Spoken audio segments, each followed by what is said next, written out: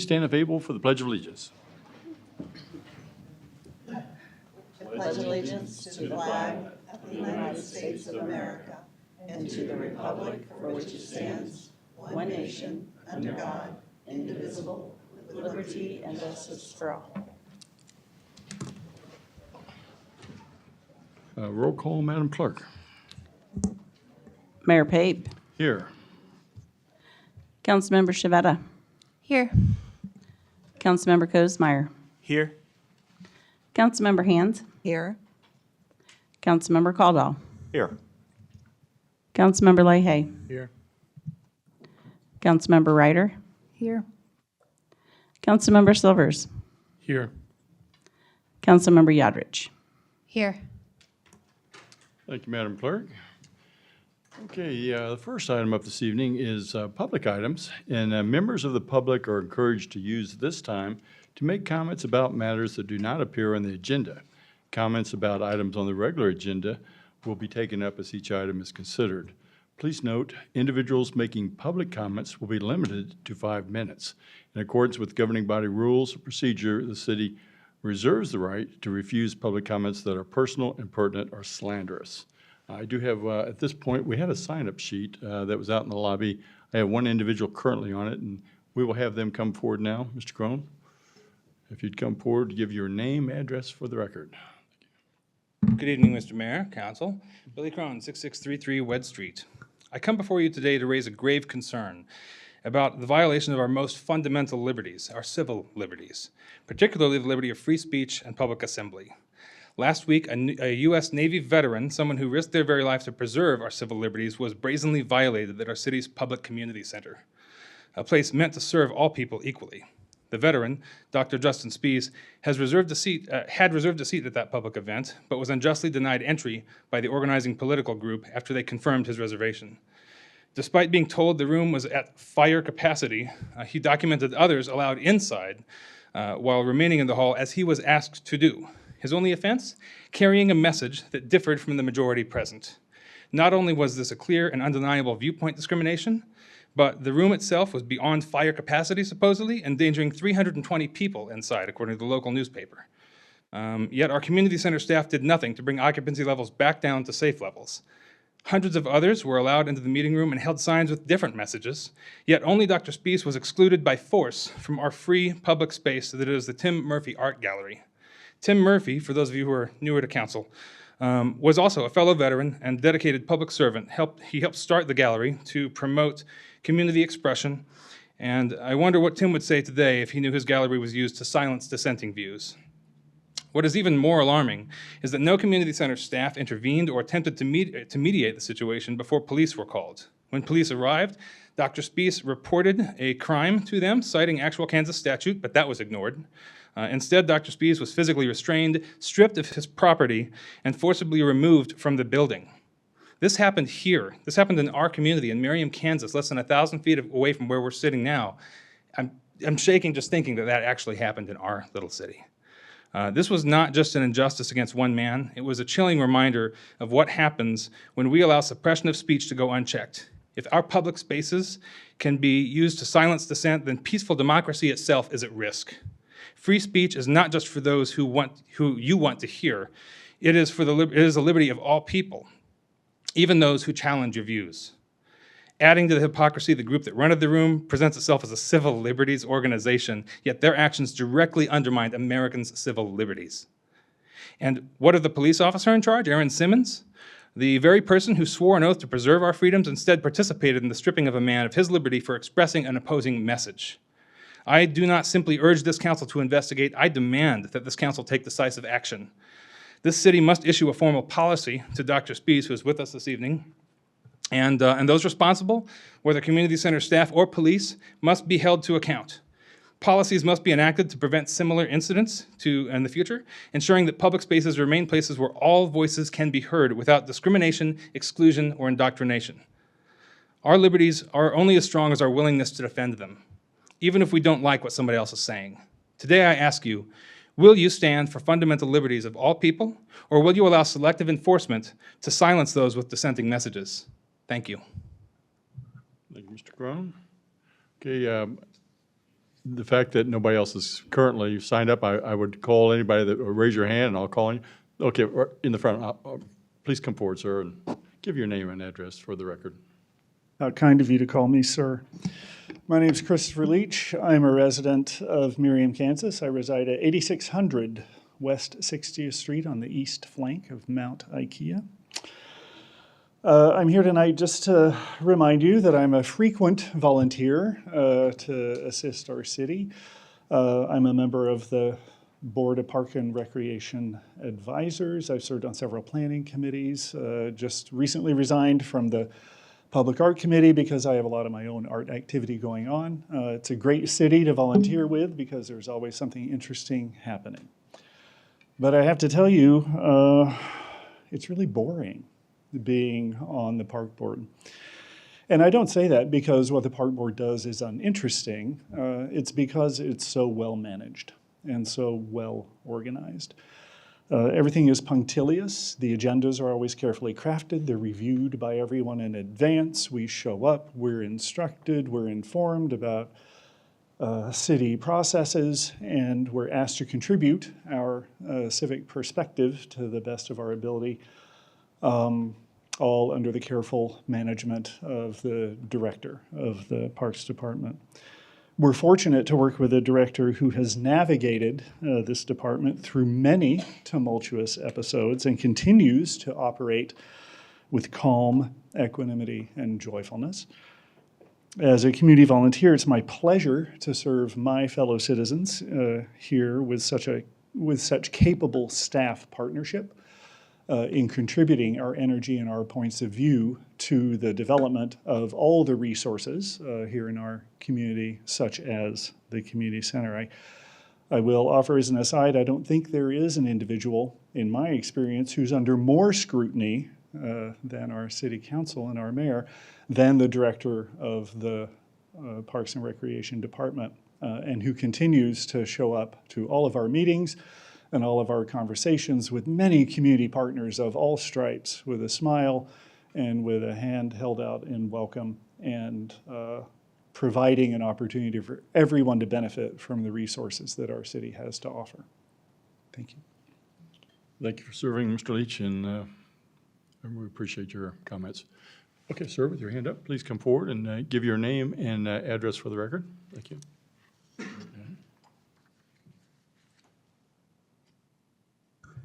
My name is Dr. Justin Spees, and what Billy Crone just talked about there is an accurate summary of what happened. I'm the guy that he's talking about there, and I had the whole thing recorded, and it's available online as well to look at. And a couple of things I want to mention about that is, what ended up happening is the Parks and Rec director of the community center there had me criminally trespassed for standing in that public hallway there in the community center, in that art gallery hallway. I had a message and so the Merriam police showed up, and they didn't bother to investigate it whatsoever. They didn't come get my side of it. Like I mentioned, I had the whole thing recorded.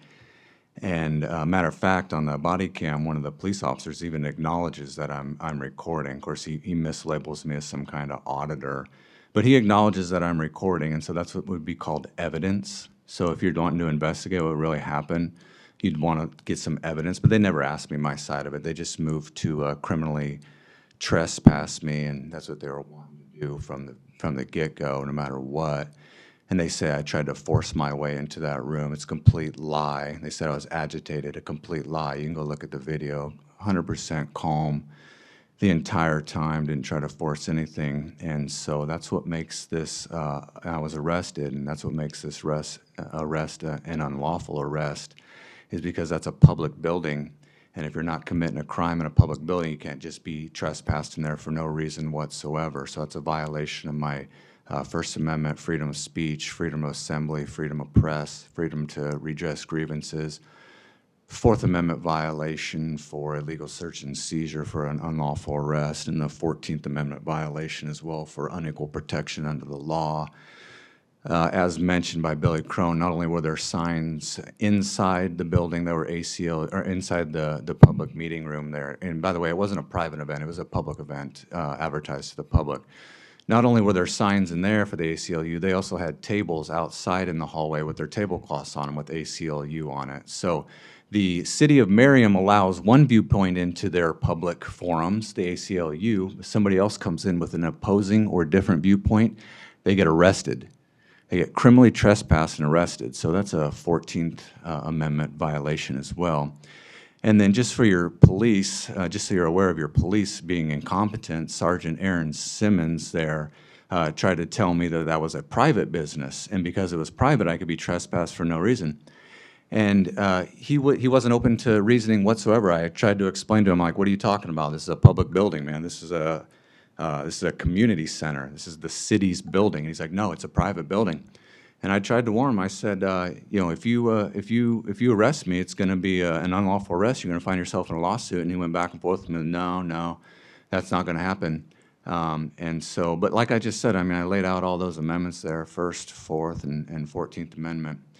And just for the ACLU, the ACLU specifically said I couldn't go into their room because they said I was, quote, protesting and quote, had a sign. And so just so everybody knows about that, protesting and not allowing protesting would be viewpoint discrimination as well. So if you're saying a protest can't be in your buildings, that's a viewpoint discrimination because, again, you're allowing one viewpoint, which was the ACLU. But so let's admit it, there was all liberal agenda in there. It was all pro-abortion, or anti-ICE, anti-DOJ. It was all pro-liberal. And so if somebody comes in with something different and you don't allow it, that's what's called viewpoint discrimination. And it's also unequal protection. How much time do I got left here? 45 seconds, sir. 45 seconds? All right. So I would encourage all you guys, go check out the video. I posted it all. I got the video footage as well. And I told that Officer Allen when he cuffed me that the handcuffs were too tight. And I told him that and in the car. And he argued with me and said it wasn't.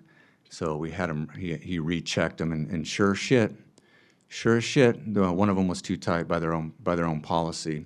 And so he had to readjust that, and that left some marks there. So the whole thing was completely unfortunate. This is America. That's a public building and a public hallway. And if you're not committing a crime, you can't be criminally trespassed. I'm sure you're aware of that. You look like you're the chief or something. I'm sure you're aware of that. They're police chief. And I hope you guys are aware of it now as well. Thank you. Thank you, Dr. Spees. Okay. Is there anyone else would like to speak? Please come forward, ma'am. Give your name and address for the record. Good evening, all. My name's Rose Geringer. I live at 9931 West 56th Street.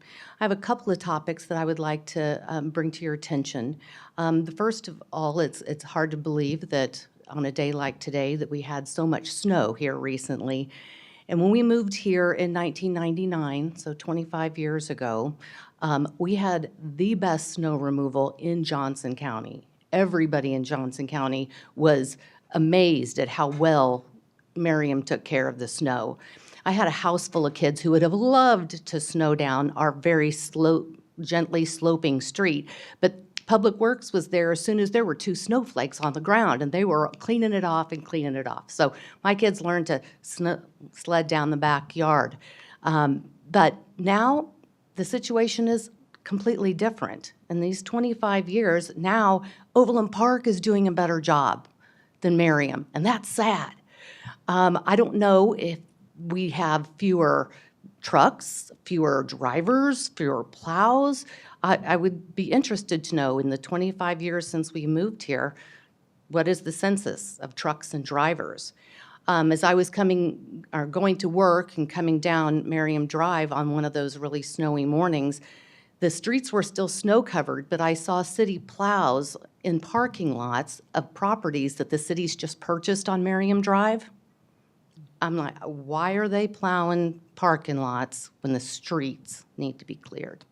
So that's infrastructure, that's public safety. That's like your number one job as a city, is to keep things safe. And so I would like to have somebody investigate, the census of plows and drivers 2000 to this year, 2025.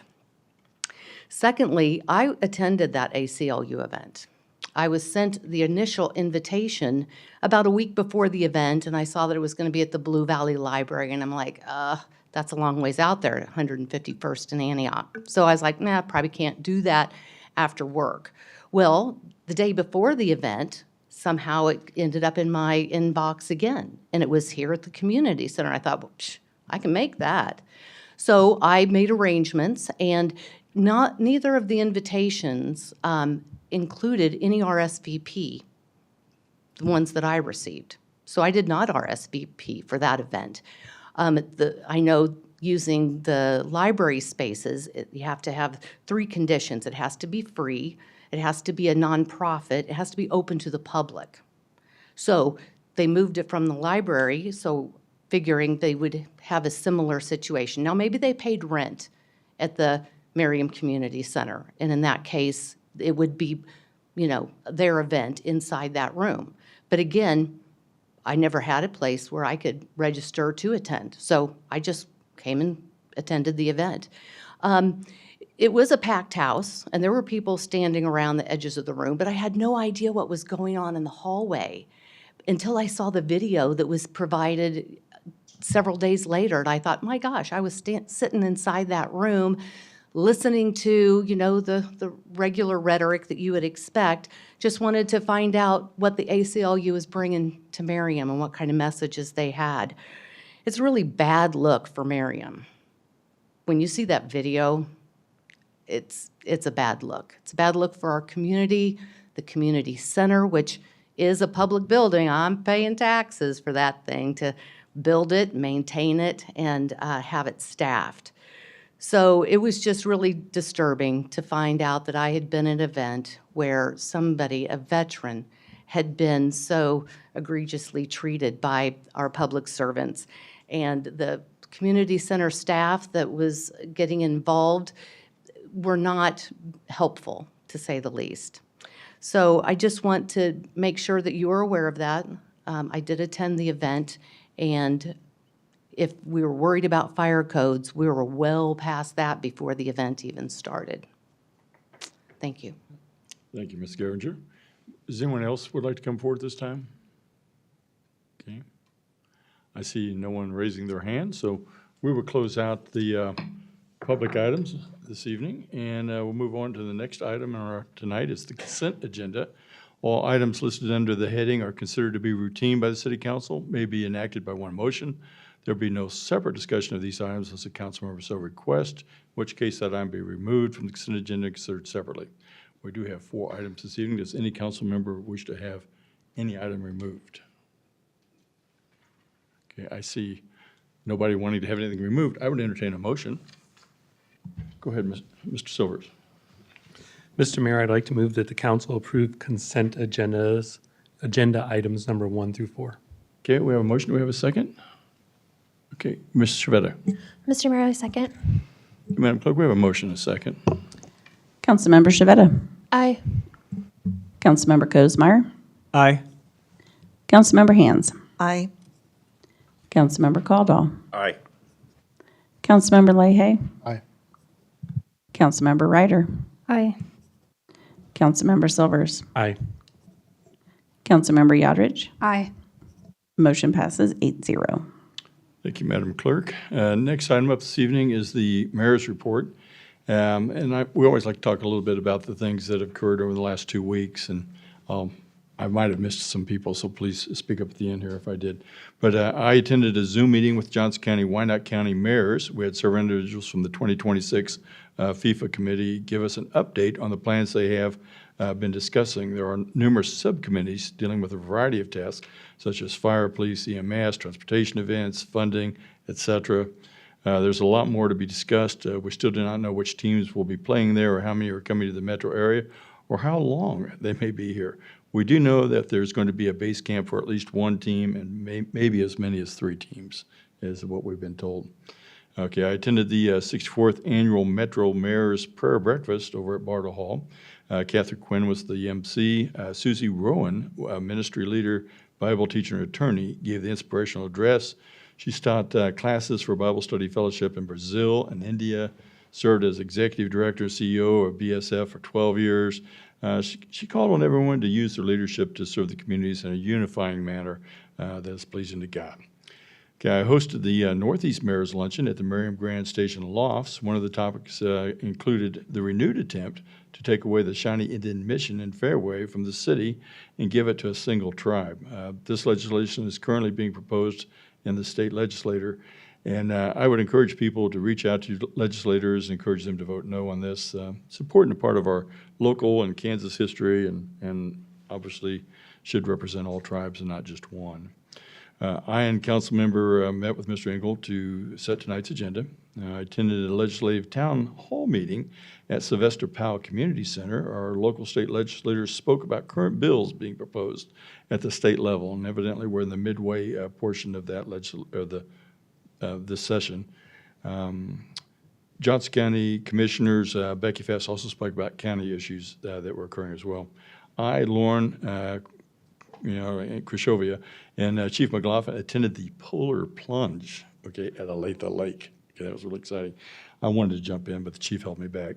But this annual event is a fundraiser for Special Olympics, and we were represented by Captain Jeremiah Waters, CSO Gavin Caldwell, CSO Lillian Schink, and Facility Superintendent Caleb Hunt. And our gratitude goes out to these individuals for braving the cold water for such a worthy cause. Donations are still being collected, I understand, from the chief.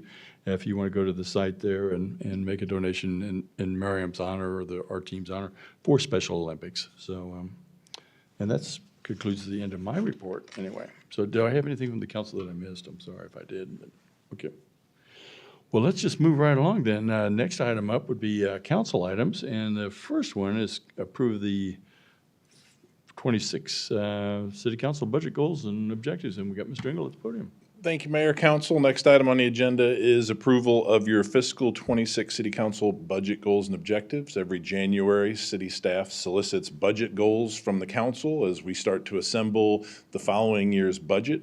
So it's really kind of the kickoff for our budget process. So we ask if there's any things related to the budget that we should be looking at that we can bring back to council for potential inclusion in the budget. We don't necessarily need new things, as I've said before, because we kind of have constant turning goals and objectives. But we always welcome input from the council and things that help you meet the priorities for you and your constituents. So this year, the only thing we really heard back was some greater focus needed to be placed on one of the existing items relating to city council ability to remotely attend meetings. I think it's under 1.1, continue, review, revise, and enhance city's communications to ensure relevancy, accessibility, and transparency. So we will look at enhancing the AV capability in the city council chambers room so that we can better host meetings remotely, or folks can call in. But other than that, we did not receive any new goals. We have two new suggested rewording of goals. The first one is the public transit item. We suggest that we update that just to say coordinate public transit upgrades with the Johnson County Transit Strategic Plan. As you all are aware, we have money in the budget to create transit stops. Johnson County is also in the process of updating or actually creating, I think maybe their first transit master plan. I believe the Councilmember Leahy is on that board, on that body, so that as we get a final version of that, we can start to implement those plans at whatever pace the council and Johnson County Transit think is appropriate. So we just wanted to reword that to tie those two things together. Other item is we had an item on policies for economic development, update the CID policy, tax increment financing policy. Those policies are updated and have been approved. So we suggest that we just change that item to utilize the incentive toolbox to support redevelopment of key areas of the city. We feel like that carries forward the intent of having the policies. We certainly would be open to any suggested rewording of these items, but this is what staff is going to carry forward as we put together the fiscal year 26 budget. Present it back to council in a few months. Happy to answer any questions. Any questions for Mr. Engel? See him that way. Any questions this way from Mr. Engel? Okay, I guess you must have explained it well enough. Thank you. Thank you. I would entertain a motion for that. Okay, Ms. Hands. Mr. Mayor, I move that the council approve the fiscal year 26 city council budget goals and objectives. We have a motion. Go ahead, Ms. Yadrich. So, Mr. Mayor, second. okay, Madam Clerk, we have a motion, a second. Councilmember Cosmeyer. Aye. Councilmember Hands. Aye. Councilmember Caldwell. Aye. Councilmember Leahy. Aye. Councilmember Ryder. Aye. Councilmember Silvers. Aye. Councilmember Yodrich. Aye. Councilmember Shavetta. Aye. Motion passes 8-0. Thank you, Madam Clerk. Next item up this evening is consider approval of a resolution setting the date of March 31st, 2025 for public hearing. Looks like we're Director Dyer is at the podium. Good evening, Mayor, council members. Brian Dyer, Community Development Director. This evening you have before you a resolution to consider establishing March 31st as the public hearing to take comments and any kind of public comment on a expansion or of your TIF I-35 redevelopment district. The I-35 redevelopment district was established back in 1994. It's up here on the screen. I got ahead of her just a little bit. It's up here on the screen. You can see it. It's in the shaded area. It goes along the I-35 corridor from 75th Street up to Johnson Drive. The area that would be considered for expansion is in the red square there. This redevelopment district was established back in 1994, and the council and the city has amended it a number of times, the most recent being from 2020 for the Merriam Grand Station project. Within that TIF district plan that is attached to the resolution, there's also the establishment of a number of redevelopment project areas within that. So the TIF district plan kind of is the high-level view of looking on how redevelopment can occur within the I-35 redevelopment area. And then those actual project plans, those are there as it gets more specific. So if you recall, it's really a two-step process as we go through these redevelopment projects. It's first creation of a redevelopment district or the expansion, which is the case here that you would consider on the 31st, and then the project plan is the next step. And also, if you recall too, all the timing and the timeline is all established by state statute, so we have to follow that process. So zooming in here closer to the specific area that that this resolution, or excuse me, the proposed amendment to the redevelopment district is looking at. As you can see up here on the screen, you have Shawnee Mission Parkway right here in the middle. You have IKEA Way and EB on the left-hand side and Antioch on the right-hand side. What do you see here on the aerial right now? The red outline is the redevelopment district, and then within it here this is the Kmart site, or the Merriam Grand Station site. Obviously, they had done quite a bit of mass grading. And then across the street, you have the Shell Station and the Chipotle.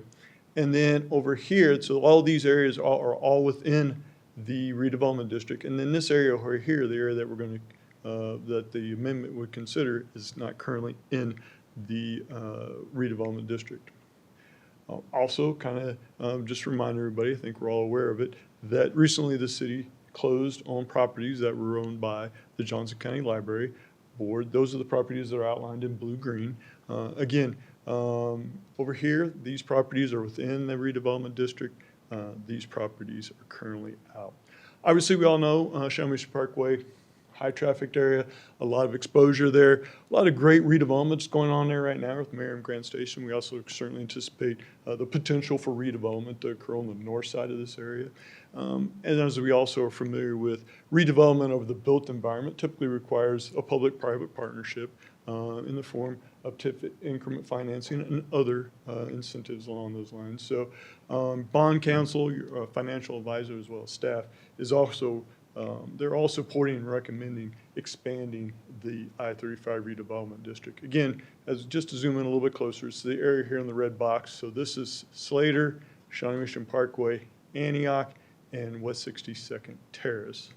And then kind of to final part and final topic of this is to show the proposed redevelopment project plan area that's within the TIF district plan, and that would be the outlined here in red. It's going to be Project Area O.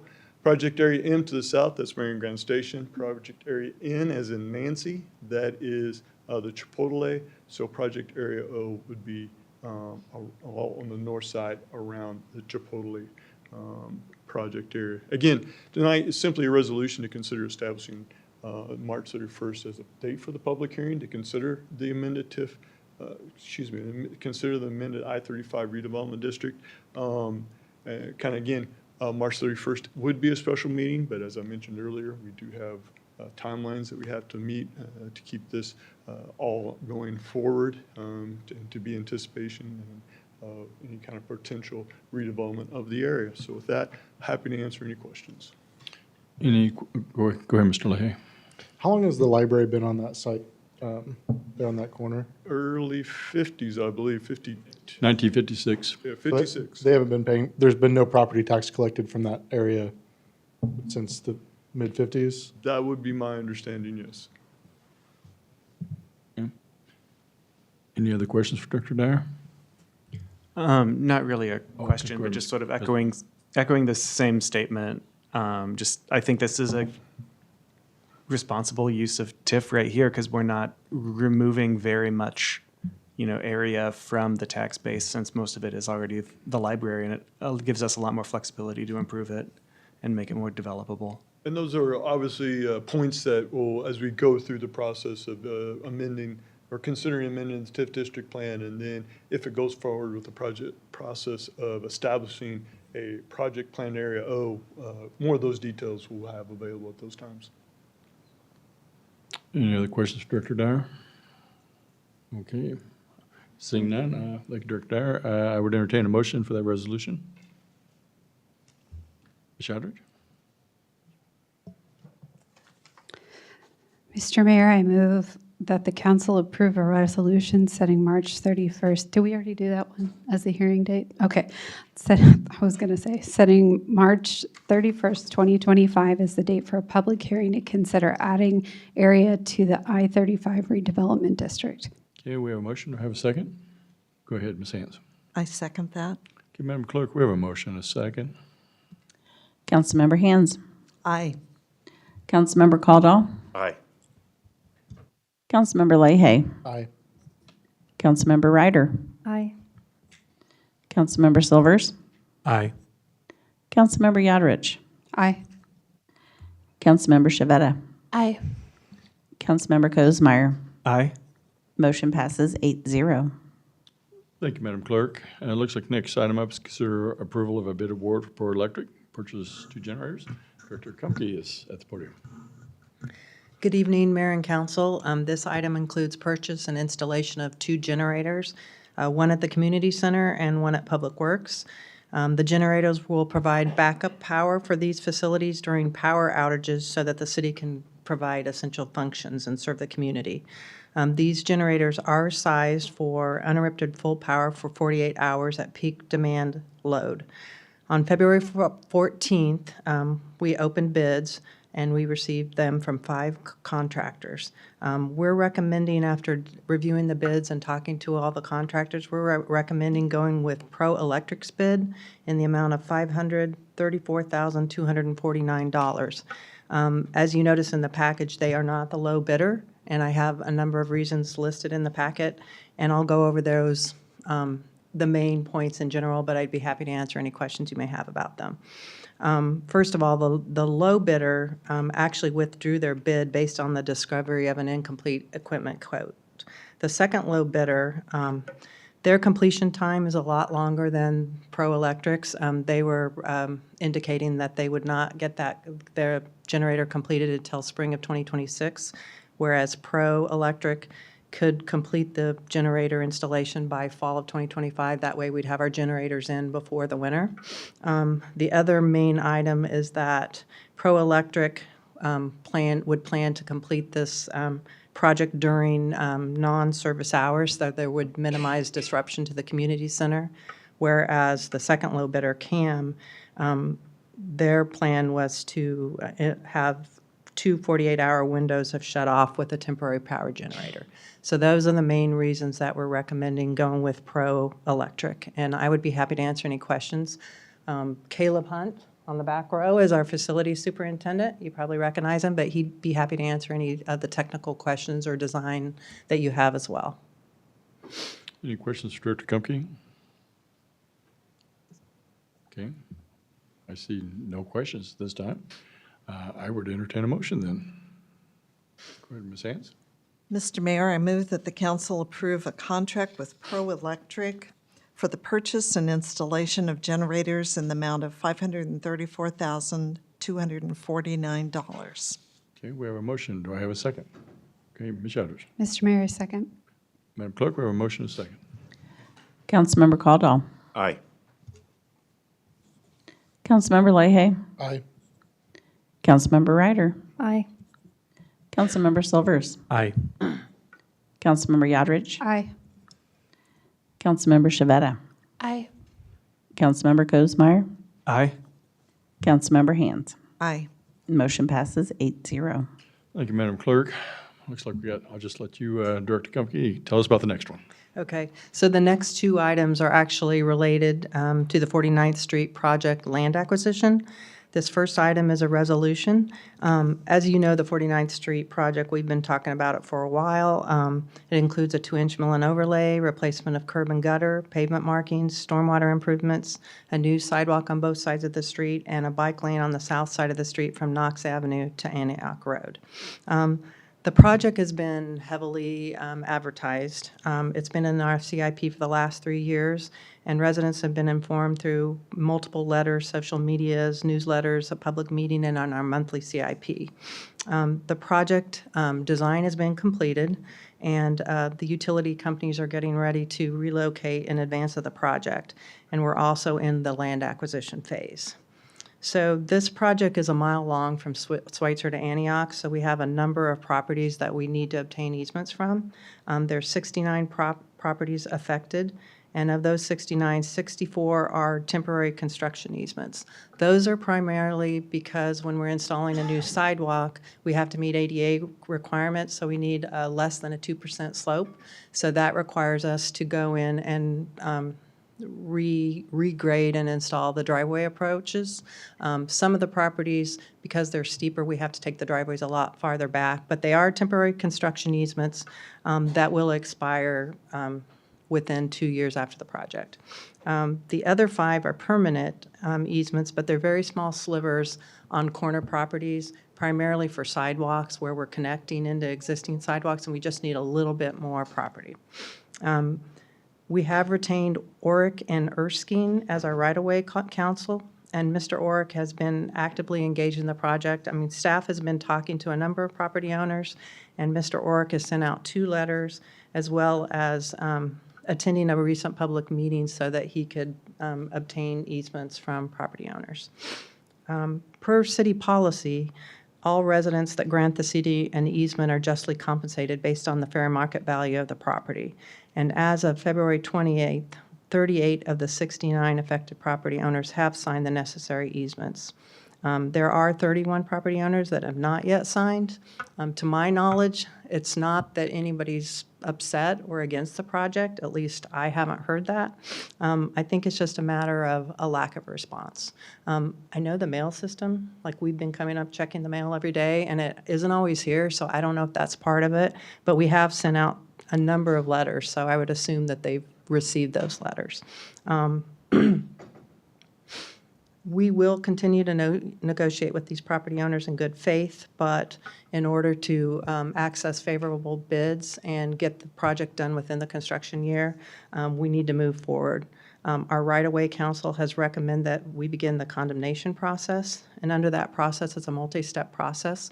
So this first item would be the resolution which declares the necessity for condemnation and directs a survey of the properties. The second item would be actually adopting the ordinance and initiating and directing the city attorney to begin the eminent domain proceedings.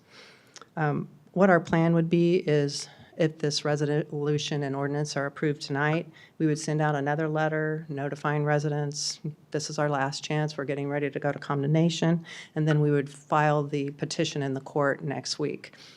Just because we file the petition doesn't mean that we can't continue to negotiate. And if we file the petition and we continue to get easements, we'll just take those off the petition. So that's what we're hoping, that we can do that. But we want to move forward so that we can get this project done. And I'd be happy to answer any questions. Okay. Any questions for Director Kumpke? Go ahead, Ms. Kosmeyer. So if someone continues to not respond, whether it's just because they don't care or whatever, that condemnation won't negatively affect their compensation at the end of the day, or? So it depends. Okay. So the process is, once it goes to court, the judge hires 3 independent, they assess the property. For some reason, the word is not coming to me right now, but they, pardon? Appraisal? Yes, thank you, sorry. Three appraisers, and they look at the property and review the plans, and they come up with a compensation. It could be more than we're offering, it could be less. So a lot of times it's less. So it's in the best interest of the property owner to move forward. But it just depends on what they come up with. Okay.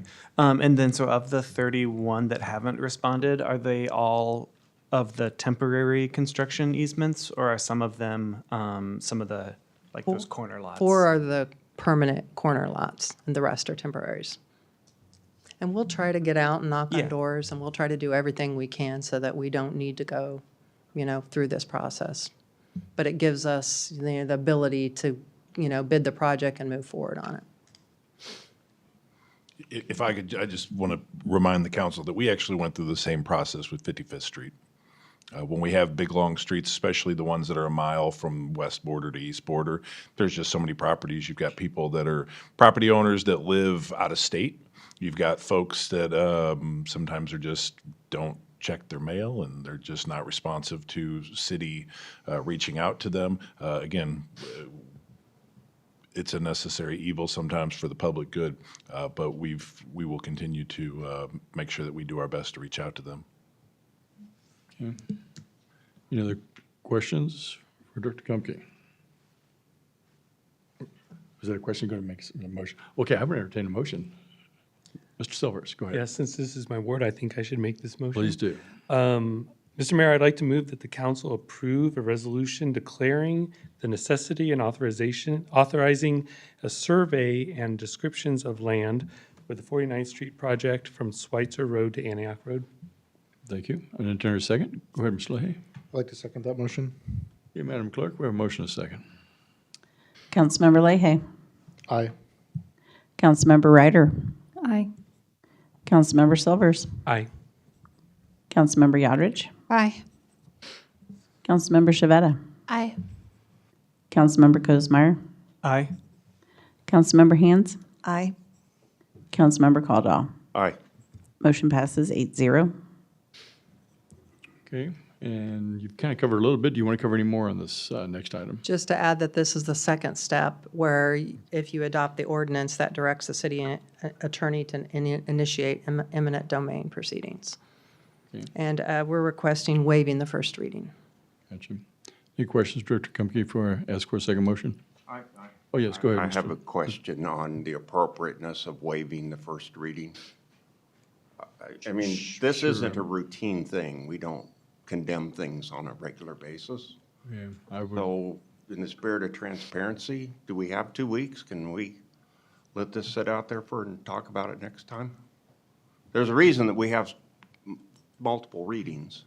We don't need, if it's the council's desire, we don't need to waive it. We were basing it on trying I to start in get that. I mean, June. that's but fine. Yeah, Yeah. but if that's the council desire, we Yeah. can accommodate that. Whenever we do these waive the first reading things, it always bothers me a little bit. But usually we do it on things that are routine. We do that every year when we allow liquor sales at whatever.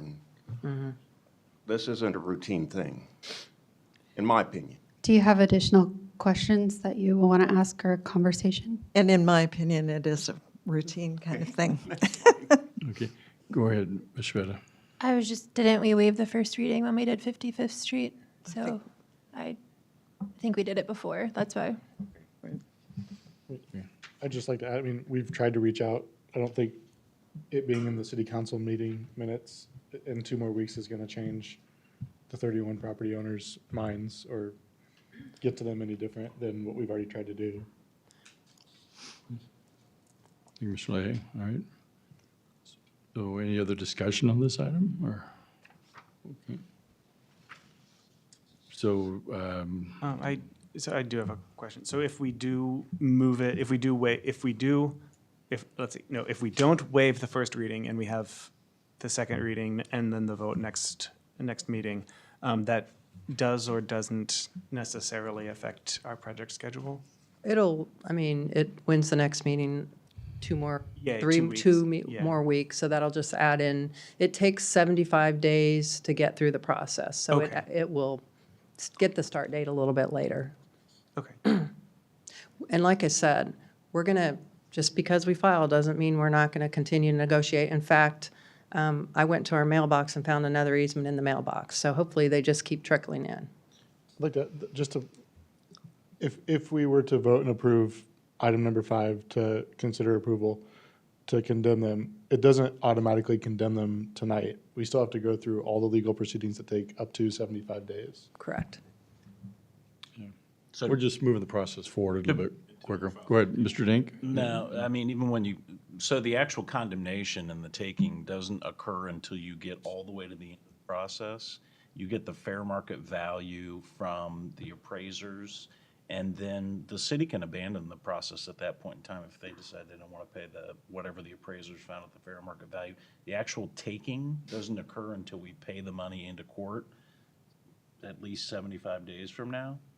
This just gets the ball rolling. So, I mean, I'm sure Public Works will continue, and I know Mr. Orrick, I've done projects with him, different municipalities all over the metro. He will continue, he'll go knock on these people's doors, and he's pretty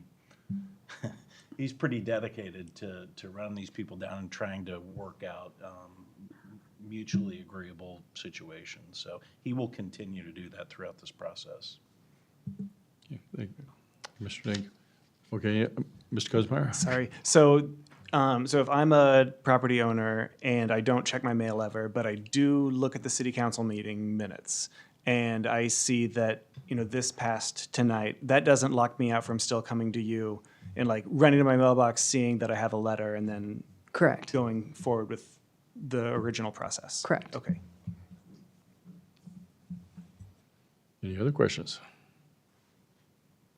Okay, I would entertain a motion if we want to move forward. Ms. Shadridge. Mr. Mayor, I move that the council waive the customary reading of an ordinance declaring the necessity and authorizing a survey and descriptions of land for the 49th Street project from Schweitzer Road to Antioch Road.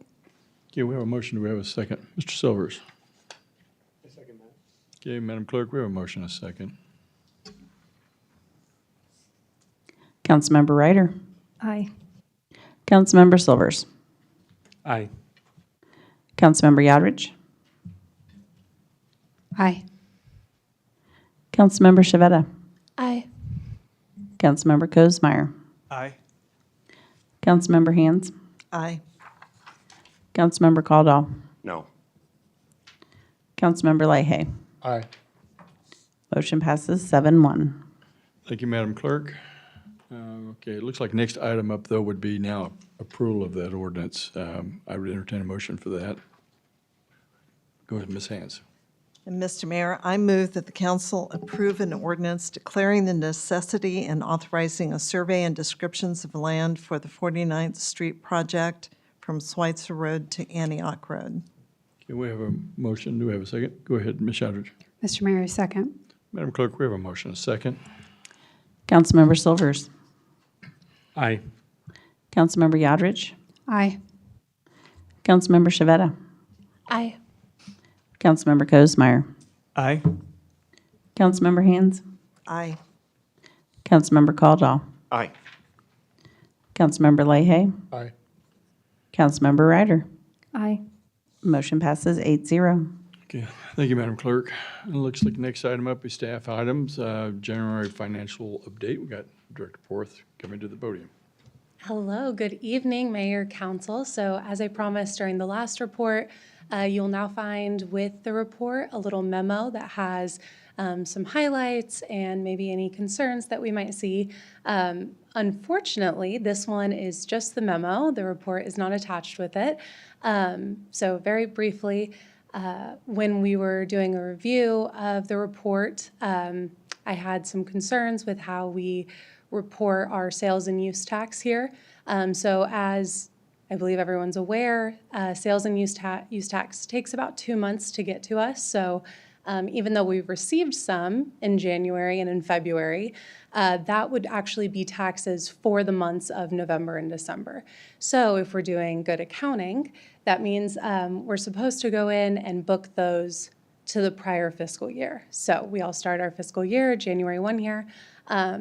But our report was showing the January and February revenues that we came in for this fiscal year. So I'm taking some time to really just deep dive into that report as a whole and compare it with our peer cities and kind of what the industry standard is based on also just what works best for Merriam. You know, is it that we need to switch it over?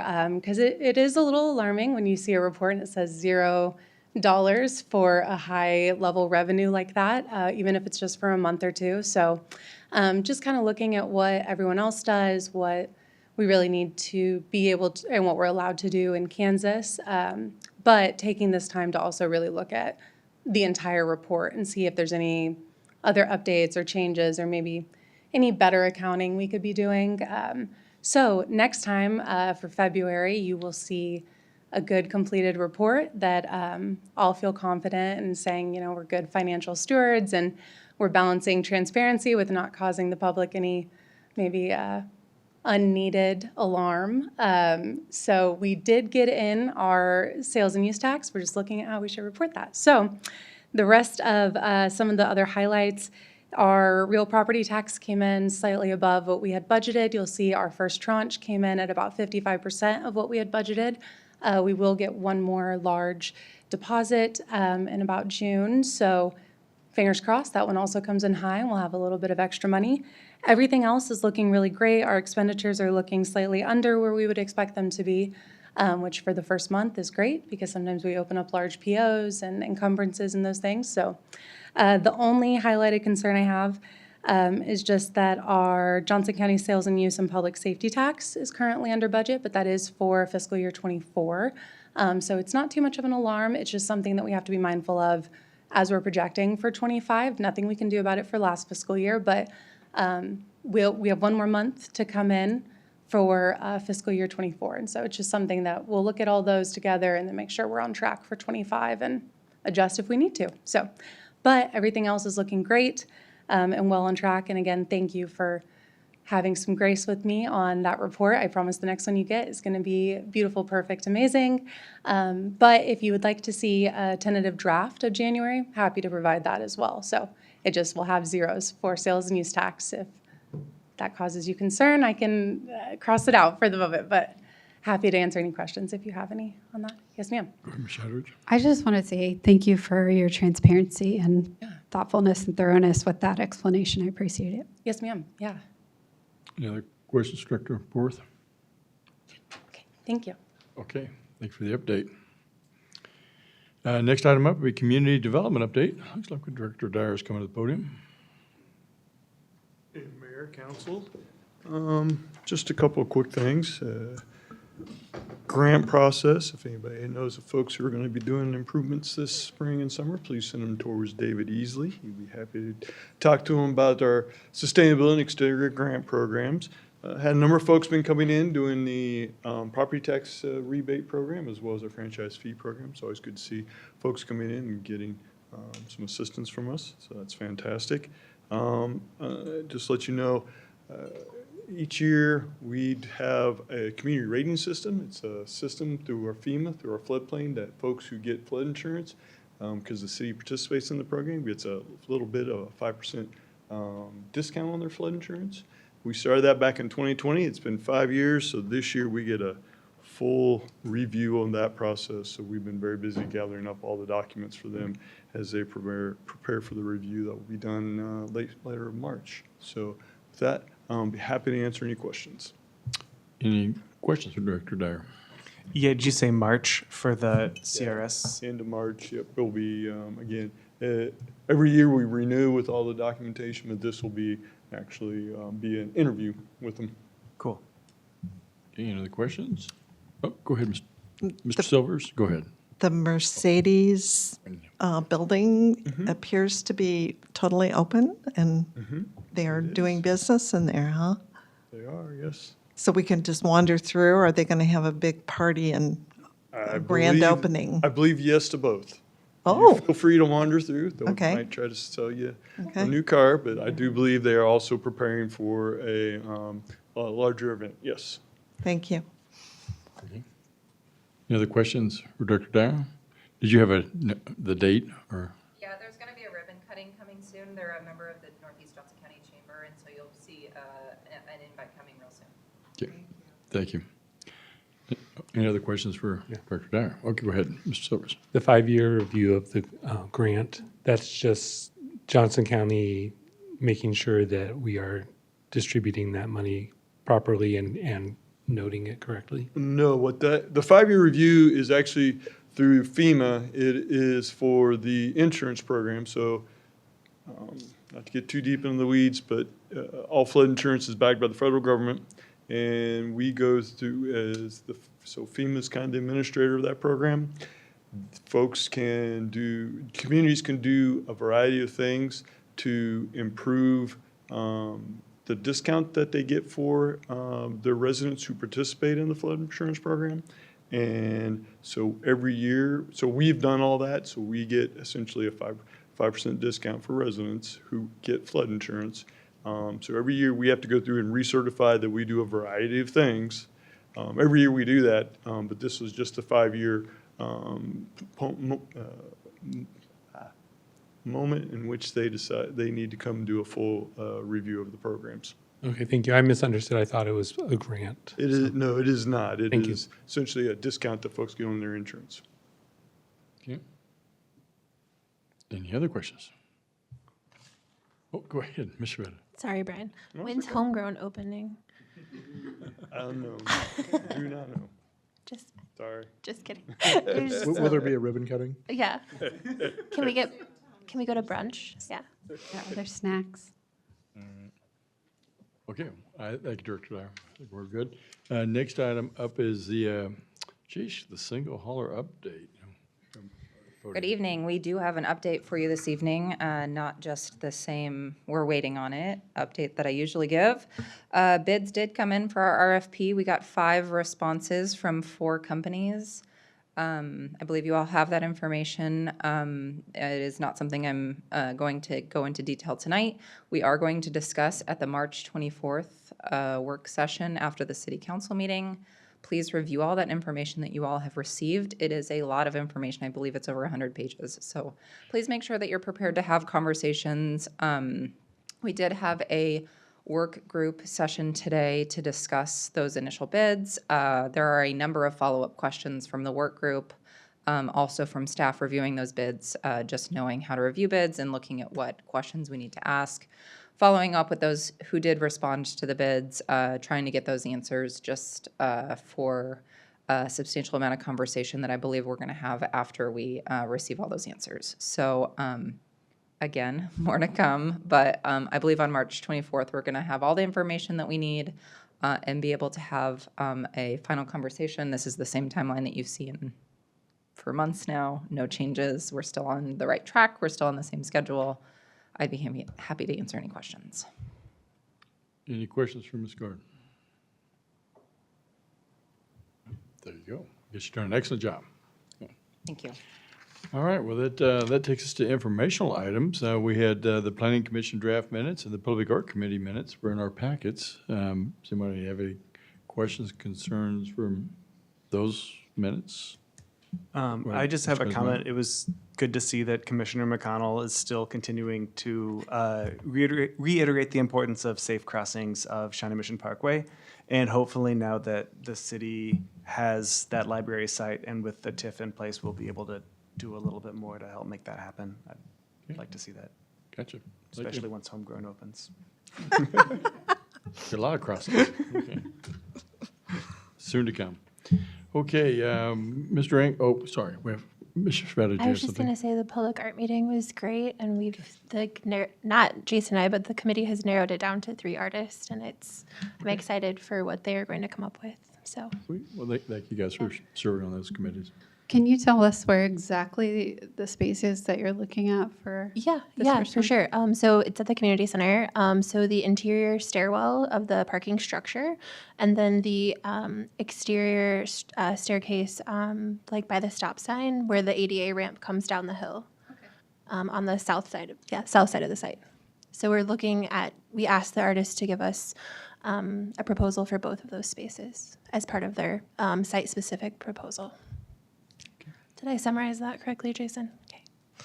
Yeah, I think the only thing I would add is it doesn't necessarily have to be the staircase. It could be the wall, that east wall That as well. space? Yeah. Yeah, okay.